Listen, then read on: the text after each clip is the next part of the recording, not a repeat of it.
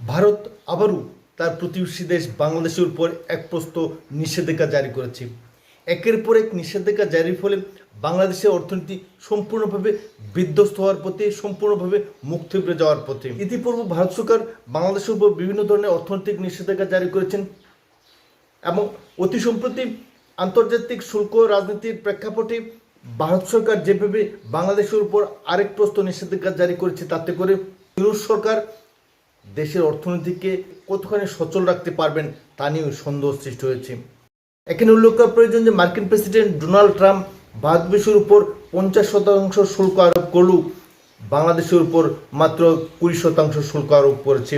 তার ফলে বাংলাদেশ থেকে উৎপাদিত বিভিন্ন পণ্য, বিশেষত পাটজাত পণ্য, সেই সঙ্গে বস্ত্রশিল্প আন্তর্জাতিক বাজারে যেভাবে তীব্র গতি এগিয়ে যাওয়ার সুযোগ পেয়েছিল এবং যার পেছনে মার্কিন প্রেসিডেন্ট ডোনাল্ড ট্রাম্পের রাজনৈতিক ষড়যন্ত্র ছিল, সেই শুল্ক রাজনীতির পাল্টা অ্যাকশন হিসেবে ভারত সরকার এবার বাংলাদেশের অর্থনীতিকে সম্পূর্ণভাবে বরবাদ করে দেওয়ার জন্য এক নয়া সিদ্ধান্ত ঘোষণা করে। ভারত সরকার ইতিমধ্যেই বাংলাদেশের পাট এবং পাটজাত দ্রব্য ভারতীয় স্থলবন্দর ব্যবহার করে বিদেশি রপ্তানি নিষিদ্ধ ঘোষণা করে। ভারত সরকারের এই কঠিন সিদ্ধান্তের ফলে বাংলাদেশে লক্ষ লক্ষ শ্রমিক কাজ হারানোর পথে।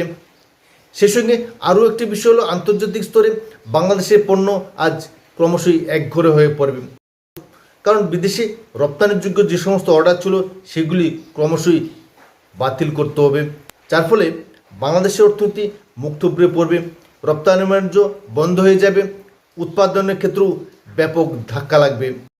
ভারতে যে কোনো ধরনের পাট ও পাটজাত পণ্য আমদানি কিংবা রপ্তানি করা সম্পূর্ণভাবে নিষিদ্ধ হয়ে গেল।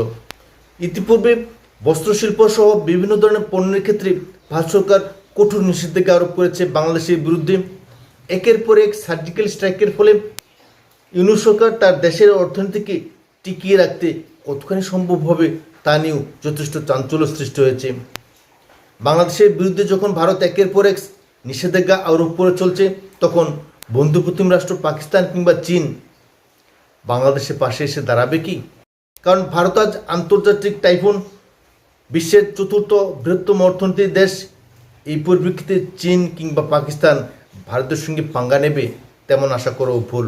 শুধুমাত্র মার্কিন তাবেদারি করে বাংলাদেশ তার অর্থনীতিকে যে কোনোভাবেই রক্ষা করতে পারবে না, সাম্প্রতিক সময়ের এই নিষেধাজ্ঞা থেকেই এই বিষয়টা প্রমাণিত হয়েছে। কারণ ইতিমধ্যেই বাংলাদেশে বহু তৈরি পোশাক শিল্প কারখানা বন্ধ হয়ে গেছে, কাজ হারিয়েছে লক্ষ লক্ষ শ্রমিক। দেশের অর্থনীতিতে এই বস্ত্রশিল্প যেখানে দ্বিতীয় বৃহত্তম যোগদান দিত, সেই অর্থনীতির ক্ষেত্রটুকু বন্ধ হয়ে গেছে। তার উপর এবার নতুন করে নিষেধাজ্ঞা এসেছে পাটজাত যে কোনো পণ্যের উপর, এবং বাংলাদেশকে হাতে না মেরে ভাতে মারার যে পরিকল্পনা ভারত সরকার নিয়েছে, তাতে বাংলাদেশের জনগণ আগামী দিন ভাতের জন্য রাস্তায় রাস্তায় আন্দোলন করতে বাধ্য হবে।